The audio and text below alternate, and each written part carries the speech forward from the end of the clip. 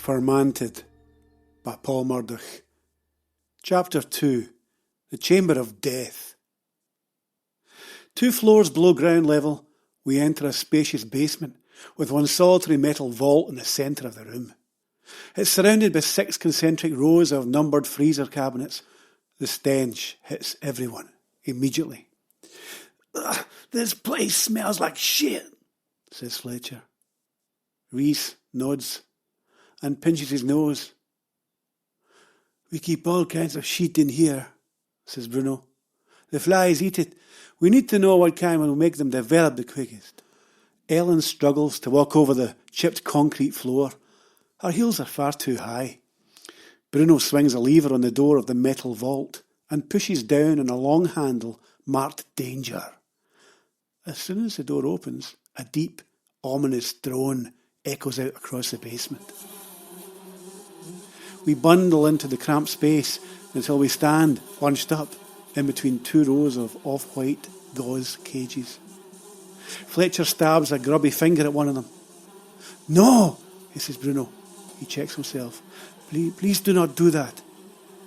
The background drone suddenly intensifies into a deafening roar as the flies swarm angrily in their cages.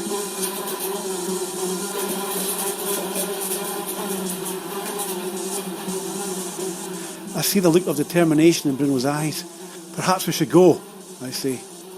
But Fletcher stands, trance-like, mesmerised by the cloud of tiny black flies that dance within the gauze cage. Ellen eases back towards the door. Reese smiles nervously, then, brimming with false bravado, says, "What's the worst that could happen? They're tiny." Annoyed by the flippant comment, Bruno closes his eyes and sniffs. "Well," he focuses on Fletcher, who's attempting to poke the gauze again.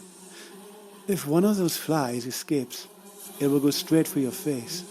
Attracted to sweat, it will get extremely agitated when it reaches the laughter lines around your eyes. Within 1 second of alighting on your skin, it will puncture your epidermis and inject enough concentrated formic acid to blind you. In less than a minute, you will begin to feel very sick. A toxin carried in the fly's saliva, called forstarmin, will enter your bloodstream and will attack your gastric wall, causing you to spasm uncontrollably. In less than 3 minutes, you will lose all contents of your stomach. But it won't stop there." Bruno moves closer to Fletcher and points at his sizable belly. "You will retch so violently that your gut will detach from your body wall membrane. You will spasm in utter agony until your stomach and small intestine come right out of your mouth. Your rectum and colon will continue to spasm until they prolapse. By this time, your heart and lungs will be in overdrive, and then, whispers Reese, obviously shaken. Fletcher waits for Bruno's answer, his taut sky-blue shirt stained with dark patches of sweat. Bruno stares at the brash American until he pulls his finger away from the gauze cage. "And then, Mr. Reese, you will be very, very dead." Nervously, Reese shuffles back and gets a little closer to the door. "Exactly how many flies are in there, Mr. Eves?" 250,000, says Bruno. Fletcher chews down with a smile. "Now we're having fun, eh, guys?" "Speak for yourself," says Ellen. I recognise the tone. In the last few crumbling months of our marriage, she used it on me almost every time we met. It got to a stage where the maximum amount of time we could stand each other was about 3 minutes. She'd explode unexpectedly for no real reason. I'd put on a light, and she'd scream at me saying, "I just wanted to see where my iPhone was." The phone became the mistress in her eyes. Anything that dented full attention was the enemy. I missed my daughter too, and I hadn't been there when I was needed. It was 2 years until I came home. I missed my own daughter's funeral. We were probably both in shock, traumatised, verging on suicidal. But after it all, I had to find a way to push on with my life. Looking back, the phone was taking me away again. It distracted me from Ellen's anguish. It watered down my pain.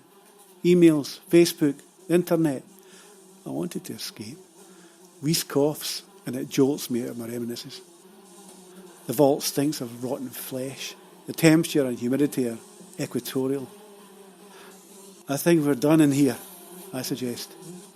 Too right we are, says Reese. As we approach the heavy door, however, Ellen screams. Everyone braces until Fletcher breaks the tension with a mischievous chuckle.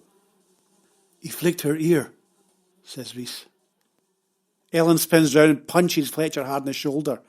You're an absolute arsehole. I remember that tone too. In the last few weeks, she became more and more violent, throwing anything that lay about in my direction. Especially if she was pissed off, and that was most of the time.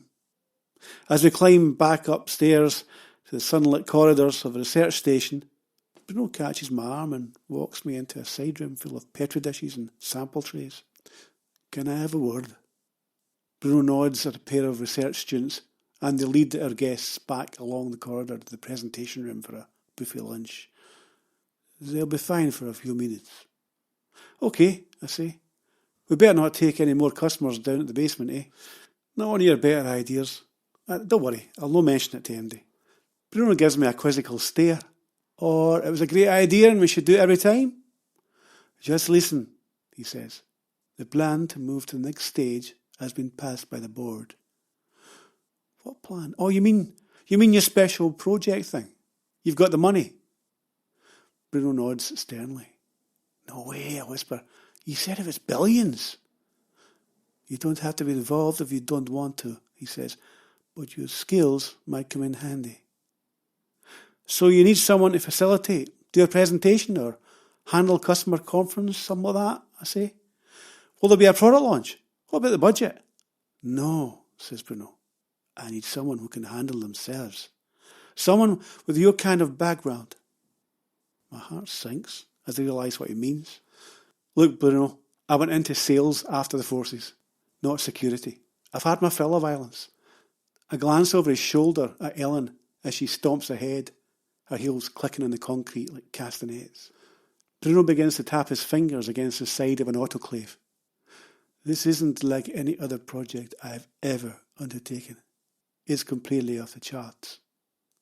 Maybe, but I still don't see why you need me, I say. Peter Mulder told me you were decorated for bravery, he continues. More like stupidity, I say. Again, I feel my stomach sink. Apart from my initial interview and the security check, I never told anyone at Phoenix about my past. Did Peter also tell you that I spent 2 years in a military hospital? Did he tell you that I lost over half my squad and that I suffered from post-traumatic stress disorder? And that's only the tip of my iceberg. So, you had some shell shock, says Bruno, as if I'd caught nothing more than the common cold. He shrugs, and I feel the old anger rise up from inside me. I'd never told him about Jill or how my shell shock, as he puts it, only added to Ellen's nightmare. I've not so much thrown a punch in 10 years, Bruno, and I have no intention of going back to all that. Look, says Bruno, rolling his eyes, all I'm saying is that you were picked for your full range of talents in this role. Miller knows everything about you. You saved 300 women and children from being burned alive. I feel trapped and betrayed, like I've been played. And then all those memories begin to flood back into my mind. The burning church, the screams of the children, the smell of the petrol, the unmistakable rattle of a Kalashnikov. So, says Bruno, are you in or not? I pull myself out of my nightmare and whisper the word, not. There's a 6-figure bonus if you say the word in, he says. I've never seen Bruno like this before. He's sweating and agitated as hell. I really need your help, John. I'm in way over my head. I feel a kind of kinship, even loyalty, to this mixed up Frenchman. I stare long and hard into his grey eyes before I say, you better tell me everything, Bruno, okay? He smiles, nods, and then heads for the door, like he's just made a sale, and wants to get out before the buyer changes his mind. He's already walking quickly. I try and catch him up. What kind of project is this, Bruno? Bruno glances back, looking even more concerned than ever. I'll tell you more later.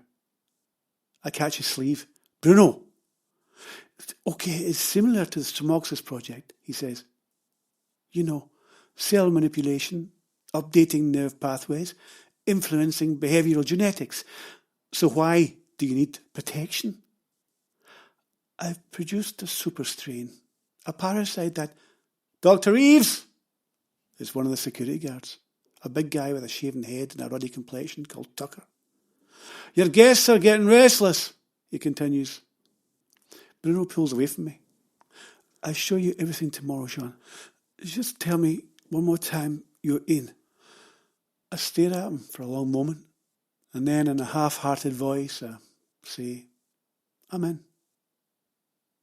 As I follow him along the corridor, I try to work it out. The flies, the Stromoxis down the basement. They've been bred using gene manipulation. This enhanced them way beyond normal. In the wild, Stromoxis pester cattle and cause moderate production losses. All Phoenix have done is to intensify their will to attack, increase the potency of their venom, and perfect their breeding capability. This might have taken 1,000 years in the wild, but it only took Bruno 8 months in the lab. The idea was to see if our newest batch of chemicals could still control the fly in the future. He's purposely tried to breed a super strain, resistant to any insecticide or insect growth regulator. Although he's managed to create a monster insect that you wouldn't want anywhere near the wild, he can still kill them. Our new chemicals can mutate to match the fly's genetic changes over time. Bruno calls these SSMCs, safely self-mutating chemicals. So, has he bred some other kind of fly that we can't kill? One that mutates faster than a SSMC? But why bring up a military past? It doesn't make sense. Fletcher's loud laugh echoes across the corridor as I get closer to the reception area. I hear him telling the research assistants that his favourite part of the whole trip has been scaring the shit out of Ellen in the vault of death. Even though Bruno turns on the charm, Ellen refuses to see the funny side of Fletcher's joke. And I know her. She'll hold that grudge forever. I see she's getting agitated, so I cut in. Ellen, can we have a quick chat? She follows me to an open window overlooking a peaty pond edged with heather. The wind gusts loudly outside and masks our conversation nicely. Look, I say, we both know Fletcher is an asshole. Okay? She seems a bit surprised by my frankness. I thought you were a company man. I wouldn't have thought that the word arsehole was in the Phoenix rule book. I smile and say, you called him as much yourself down there. I point to a spot on the floor that we both know represents the vault below. I'll deck him if he tries anything like that again, she says, staring past me at the back of the big Texan's head. I move closer. Well, he's going to get the better of both of us if we rise to his bait. We need his pigs, and so will you one day. You're not going to talk about it, are you? She says. It? I know she means us, the breakup. That was a long time ago, Ellen. We've both moved on, I think, anyway. She shrugs. You seem to be a lot better, happier. And you seem to be making lots of money. Copying drugs, I say. In a very low voice, she says, so you think that it's the only reason I'm here? She turns away, and I watch her wander back over to the buffet table. Her hair, her tailored suit, the way she moves, everything the way I remember it. I've been thinking about this for a while, but I suspect Bruno wants to give her one of his new SSMC drugs. Let her have a try. See if she can copy it before it's even released. If she can't do it, then the drug is probably safe for years. But it never